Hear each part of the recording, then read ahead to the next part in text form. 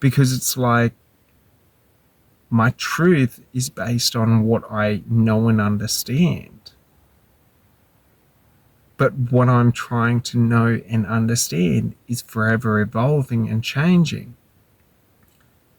So, like, when I'm saying, this is what it is and that is what it's not, like, as soon as I say that, I am wrong because it has changed and evolved. And that's a funny realization I had, because then when observing people, I came to the realization that that is all we do, in business, in life, in relationships, in education, in whatever it may be, whatever aspect of life it may be, is that we're all going around trying to say, I know exactly what it is. But in the instant that we say that, it has changed. That's the duality of life. And sort of like the, not hypocrisy, but it's sort of like, as soon as I try and say, for example, like, I am alive, like, alive doesn't exist unless there's a dead. Like, alive would not be alive if there was no death. Just like there would be no light if there was no darkness. Does it sort of make sense? There would be no color if there wasn't contrast between colors.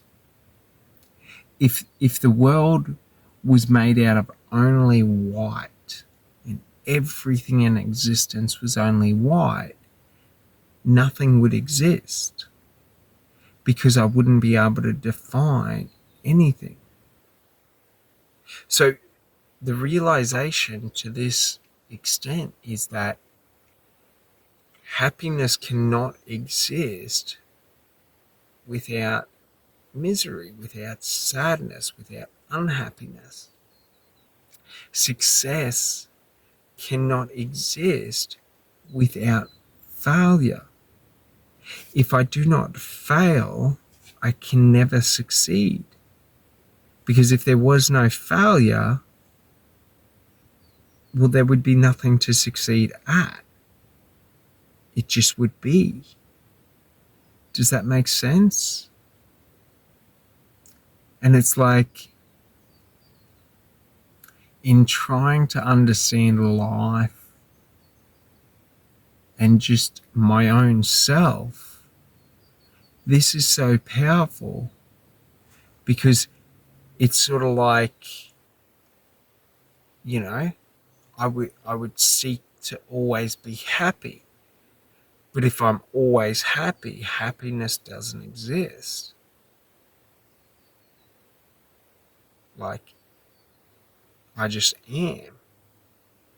Because I need something to counteract that happiness, to give a contrasting, I need the downs in life so that there are ups. Just like I need ups in life so that there are downs. Because if life was only up wouldn't exist. Like, it would just be. And it's a really, really interesting thing, because, like, if we take business, for example, we're all seeking in business to succeed. But if there is only success, it ceases to be. And it's sort of like, if you've ever met people who are highly codependent, where they're sort of like people pleasers, where they're seeking to always make all those around them happy, it's sort of like we don't, respect or see those people as being valuable people because they're constantly trying to always make everyone happy. So their uniqueness or their personality is sort of non-existent because they're always trying to be who other people want them to be. And it's a very interesting thing because it's sort of like,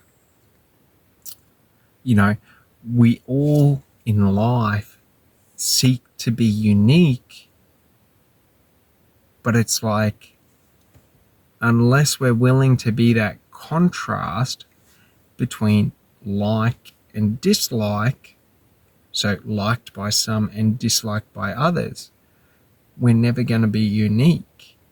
If we're only ever liked, we would cease to be.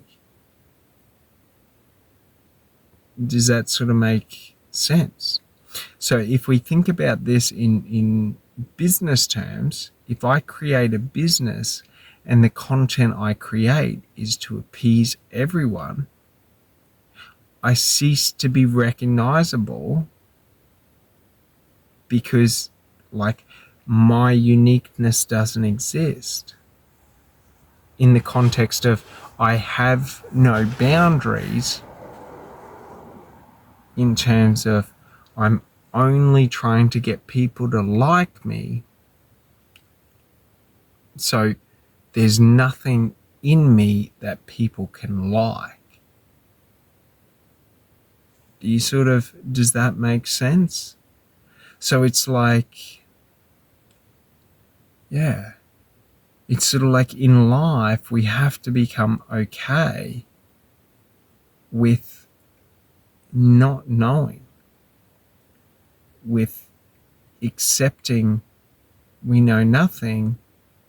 And that's actually the beauty of life, because as soon as I do not know what an ant is, in terms of I don't know what an ant is feeling, I don't know what an ant is thinking, I don't know what the intention of the ant's movement is, I don't know what the purpose is driving that ant. Do you sort of understand? So now the movements of that ant become like sacred and special and like new, because I'm just watching that ant move around and explore his environment without understanding why or how or what he is doing. And it's like, this is the special of life. This is what makes life special, is when we're able to come out of the ego that's trying to say, I know everything, so I don't need to put any attention into anything, to now, I don't know anything, so I must be fully attentive into everything, into my external environment, into my understanding or wanting or seeking to understand God, into my understanding or wanting or seeking to understand the universe or life or business or other people. When I look at someone through my ego and I say, I know what that person is or who that person is, I cease to look and I only superficially look. And think about it like this. In your own life, when you walk down the street, what does our ego do? It categorizes and defines people based on superficial, on superficial characteristics, and then sort of says, I know that person. When in fact, I don't even know me in entirety, so how could I ever know another? It's a strange thing, because when we're able to sort of experience this, it brings back the newness of life, to where if I walk down the street and I do not know other people, every person is unique to me.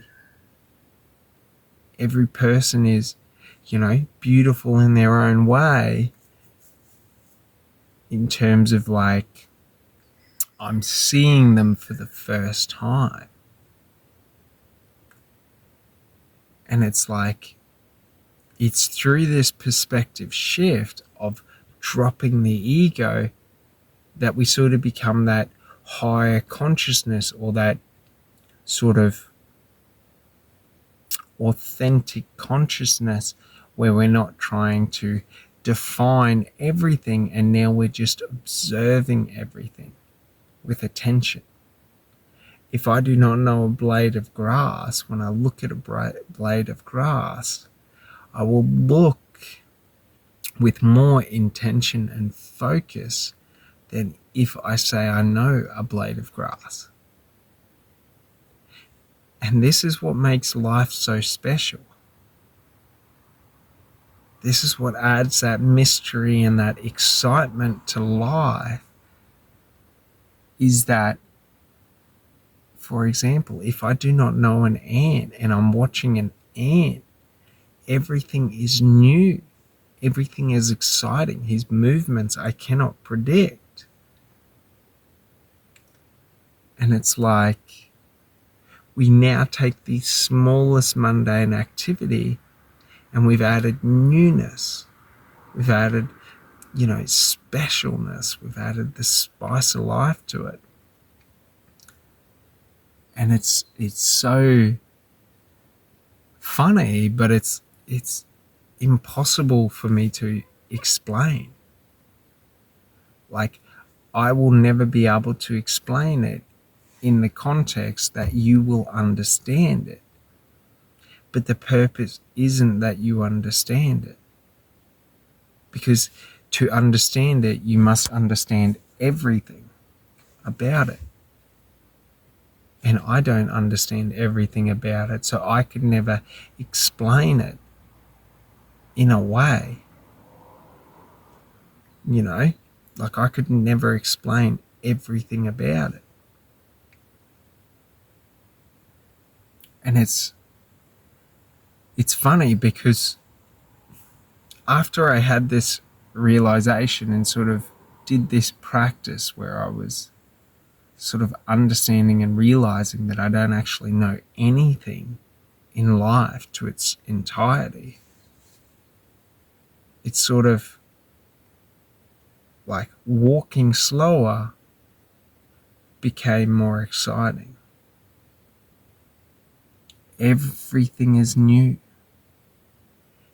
Everything is sort of exciting to view, to look at. Like, there's this majestic, like, magicalness to the world now. And it's like, this is what a lot of us seek in life, is to be able to pull ourselves out of that ego and put ourselves into the present, where we're able to observe and appreciate everything around us as if it is one a part of us, but also as it is. Because you think about it, like, even if we take a blade of grass, like, a blade of grass, like, is so complexly beautiful in its color, in its shape, in its vibrancy, that it's sort of like, if we take the time to appreciate it, it becomes easier for us to appreciate our life and the experience we're having in life. And it's sort of like, it just makes every little thing around so much more important to me than if I'm looking at things as if I know them,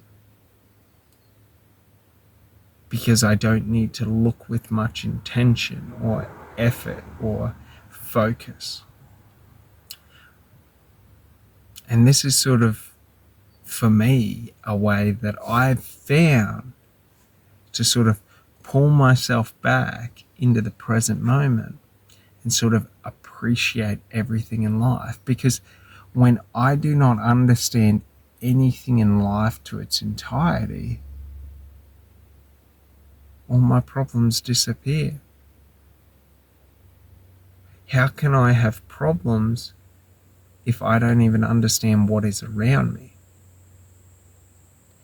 And that's a funny thing. The more I would try and know and define things, the more problems I would have, because the more time or the more energy I gave to my brain to think about things that had happened to me or things that were going on.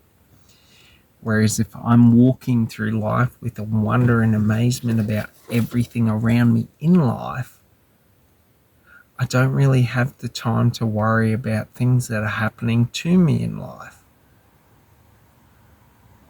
And it's sort of very, very special to me.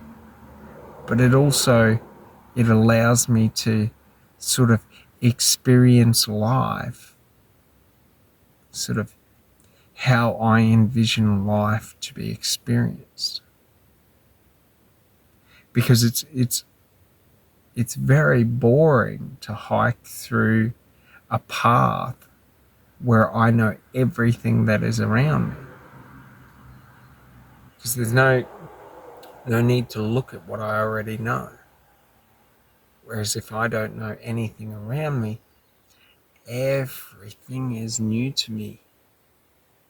Something to be wondered, amazed at, something to learn about. And it's a very, very beautiful thing, because it's sort of like a way that I'm able to, calm myself and, lower any anxiety that I may have about situations or events happening to me. But it's also a way that I'm able to drop that ego which traps me in the stresses of life. If I know everything there is to know about sales, if I say one thing and it's wrong, like I'm an idiot. If I know nothing about sales, do you really think it's, a big problem if I say the wrong thing? And you think about it in your own life, we're all going through life, and there's this urge or this need to be perfect at everything, to not make mistakes, to not fail. And I realized that was because my ego was telling me that it knew what things were. But once I realized that I don't actually know anything, I'm liberated to do, to explore. Like, if I don't know anything about sales, in terms of, I don't know sales in its entirety, every sales call is new, is exciting. Every person I speak to is a new experience. If I know sales, every person I speak to should be a new sale, because I'm an expert in sales. Do you sort of see how it shifts sort of the narrative that we make, but also the pressure we put on ourselves to be good, to be perfect? to not look like a fool. If I know nothing in life, do you not think that I should be a fool in life? Like, it's okay if I make mistakes. Whereas if I go around and I tell you that I know everything, every time I'm wrong, you would say you're wrong, you're a fool. Why would you say you know everything? And that's the beauty of it, is it's the stress-free way to live, because the only person that puts stress on us is us.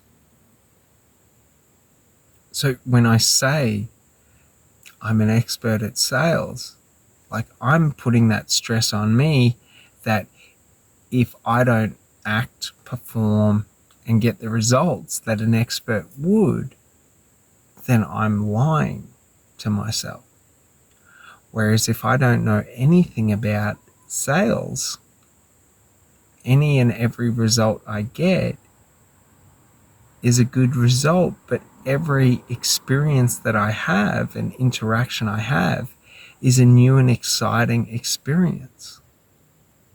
Every person I talk to has something new to tell me. I haven't heard it all before. And it's sort of like, you know, like there is a reason our ego tries to say we know everything in terms of, like, you know, if I'm doing sales, like, I want to know how to do it so that I can do it. But it's sort of like the ego wants to see things in absolute. And when we're able to pull back from the absolute to, I know a bit in sales, but I don't know everything, that's the shift. Do you get it? Like, no matter how much I know, I will never know everything, because I can never experience everything, because everything is forever changing and forever evolving. So it's sort of like, it's a really good way that we're able to personally perform at a higher level, because now if I don't know everything about sales, every sales call I do, I must invest time and attention so that I can do it right, or, you know, do it to the best of my abilities. But it's also like everything is a new experience. So every action becomes exciting. Just to the same, if I do not know my external environment, every sort of tree or, you know, environment that I'm walking through is a new experience to be explored. And that's a pretty exciting thing. All right. Well, I hope this helps and you got a bit of information out of this. And have an amazing day. Thanks so much. Bye.